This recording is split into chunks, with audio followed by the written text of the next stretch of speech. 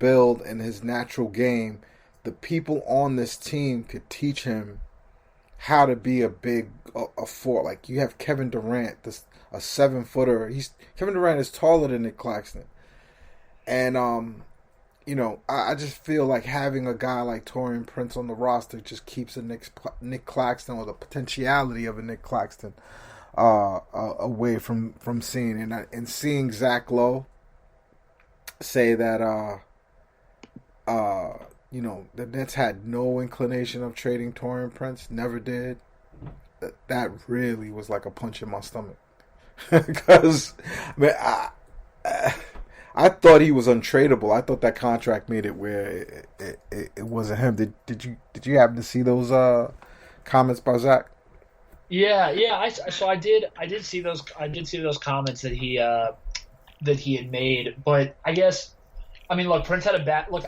I think the Prince thing is also more so like, what is Marks going to say? I mean, the guy came off his worst year. To say that he's tradable right now, like he's never had lower value. So I mean, like whether, I mean, look, these GMs like lie through their teeth basically for a living. So like I don't really take that much into it, because also like what, you're not going to get anything for him right now anyway. So yes, I mean I'm sure they'll do something to try to increase his value, and they're going to play him. I mean, look, he has to, if they're going to be relatively successful, it would be incredibly helpful for him to be an integral part of it, because that would mean that you have his size on a team that has like 11 guys, whatever it is, 8 or 9 guys at 6'4" or under.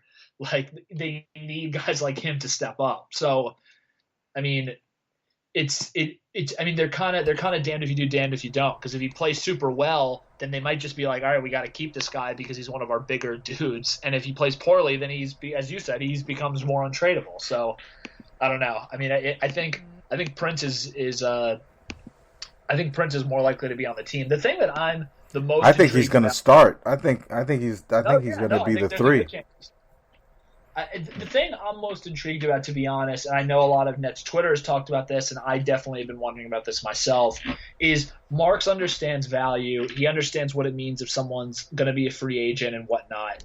And the Dinwiddie and the Jared Allen thing is weird, because I don't see, given that Marks drafted Claxton and probably thinks highly of him, like I don't see, and given that they're already paying DeAndre, I don't see Allen getting some deal that a lot of his peers are getting, which is probably somewhere between like whatever you're talking, $12 to $15 million a year to be like one of these rim running guys, like probably a deal that's less than what Capella got. But and then at the same time with Dinwiddie, like I don't know if they're gonna sign him back. Especially given how I don't worry about that. And let me tell you why. I think Joe Tsai is serious about winning this championship. The news that he was the one that fired Atkinson, and rightfully so. Atkinson wasn't going to take us to a championship. That's not the guy that a Kyrie Irving is going to listen to and actually execute the play that's going to win our first championship in New York City in 50 years for NBA and 40 some odd years for ABA. So once I saw that thing where he picked in his ear and then he rubbed it on his lips as like chapstick, I realized Kenny Atkinson is not the nice man. Probably not the reason why we play small ball. That probably wasn't his fault. He probably was being programmed or sent the plays, from Sean Marks' iPad. But I think Joe Tsai is about this life, and he's rich, in a way that I don't think a lot of people could even measure just yet, because he has one of the biggest companies in China, and his value is the way he could mine money is unlike even Ballmer. Ballmer just has made more money, like he's Microsoft, of course. But this guy, he's going to pay the luxury tax. If Spencer Dinwiddie is a major part of winning a championship and a part of the identity and the DNA of this team, I don't think Joe Tsai cares.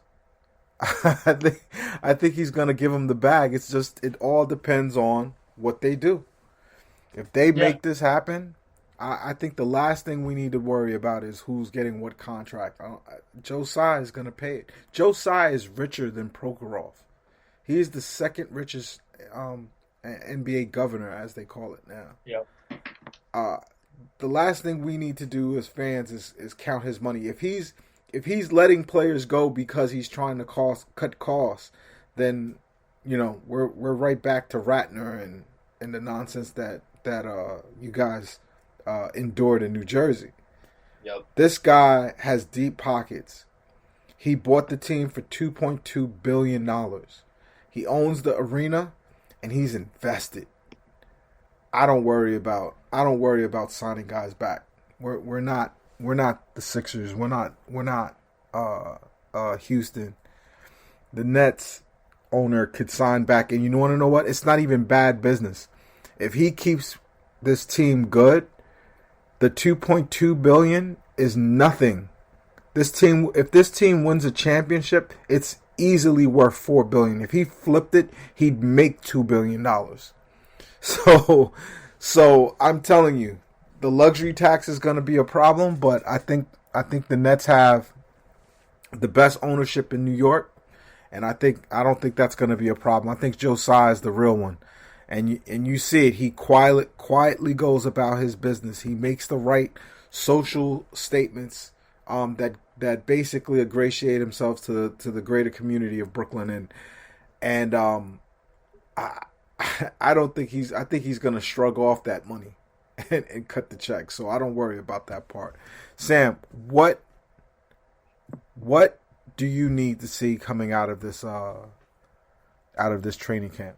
What is the landmark or the flare in the sky or the signal that is going to tell you things are going the right way? Can I say the obvious and just say no one gets hurt during it?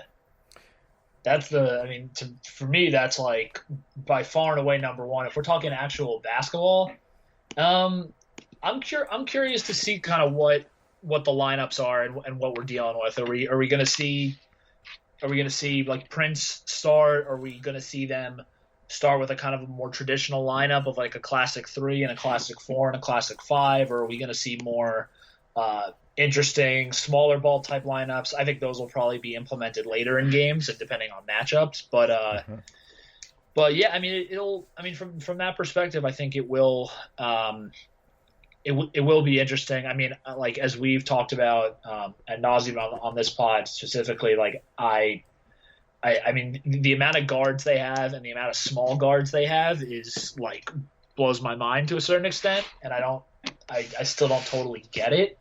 But look, it might be a big Jeff Green year. It's not going to be a big Jeff Green year, but it's going to be a big somebody year. Do you remember a guy we used to call Extra E, Sean Williams? Oh yeah, the center. He was a power forward, small forward guy. Big shot from Boston College. He played for the Knicks and D'Antoni, and then he robbed the Nets the next year because D'Antoni does this thing to players. When he's coaching them on offense, their numbers and their productivity. The other shot. I got you. Yeah, you know who I'm talking about, right? Sean, Extra E. Yeah. Sean was incredible as a Knick, but when he came to the Nets under Avery, he was trash. He was unplayable. But on the Knicks, that offense just makes you better. So what I would like to see, what I'm praying for, out of the off season is that D'Antoni sprinkles a little bit of that magic, and someone has an incredible year. Is it going to be Nick Claxton? I'm not sure, but maybe it might be Rodions, who surprisingly is still on this team. I thought Rodions might have been jettisoned, But I think a guy like Rodion's can have a supernatural season in D'Antoni's offense and can look a whole lot better than what he really is. Or a guy like Claxton can just emerge. Or even a guy like Taurean Prince. I want to see someone turn heads in the off season. I mean, in this little kind of, the word coming out of practice, the coach basically saying, "Hey, who's turned your head in terms of surprising you of how good he is and how good he is in the system," and that's what I'm looking for. And then another thing to wrap this up is I think we need better from the beat writers. I think we need them to be in championship form and hold and have accountability, not be whiny babies about when Kyrie is a whiny baby, but really ask the coach questions. Really get in there and hold them accountable, because I think the media has a role to play in a championship run too. We're going to want to look. These are the chroniclers of a special time in New York history. So I want them to do their jobs. All this, puff piece, cupcake, kissy face journalism, I'm tired of it. Ask Steve Nash a hard question. Where are the Nets? We're the best basketball season in the biggest marketplace in the country, if not the world. Let us be held accountable. Let's set the tone. Let's keep the history. Let's not get into, the nonsense that national media is going to do. Even the podcasters, I'm saying for everybody, the glue guys, the OTG guys, Jack, our homie Jack, and his boy Nick, everybody, we need to be top of the line as well. It's time for us. We're about to do the damn thing, Sam. You feel good? Yeah, I agree with a lot of the media stuff you just said. I hope one big thing I'm hoping from the media is that there's more of a focus on ball and less of a focus on like whatever nonsense Kyrie may or may not have said. But the one thing I will say, and this is my closing point, and I think me and you talked about this when we did the Nash podcast, is having a coach who is absolutely beloved by the media to an extent that's probably a little nauseating, but like he is like the Zach Lowe, ESPN, Bleacher Report. Dork basketball. Dork basketball loves that guy.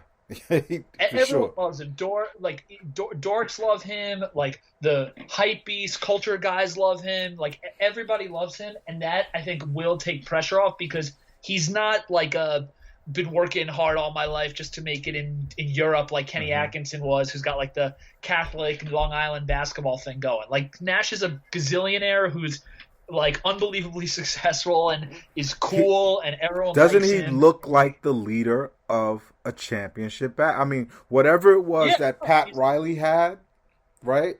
It's a type of guy, right? Pat Riley has it in a completely different way. Popovich has it. Doc Rivers has it. Like, I think his basketball is dead, but Doc Rivers has a little bit of an aura around him.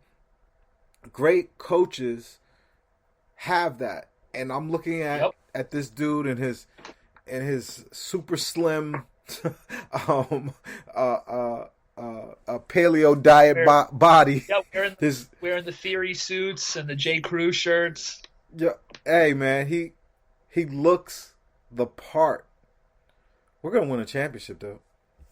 You ready? I'm excited. I've already been planning out. I've been planning out who I'm going to watch, like the first game with, who I'm going to watch the Christmas game with. Obviously all COVID friendly, but you gotta like this is the most excited I've been. Obviously the Pierce Garnett year ended up turning into a disaster, but I mean beyond that, like I haven't been this excited in a while. It's gonna be fun. It's gonna be really, really fun. Yo, let's do the damn thing, man. Yo, we are the front office. This is my man, Sam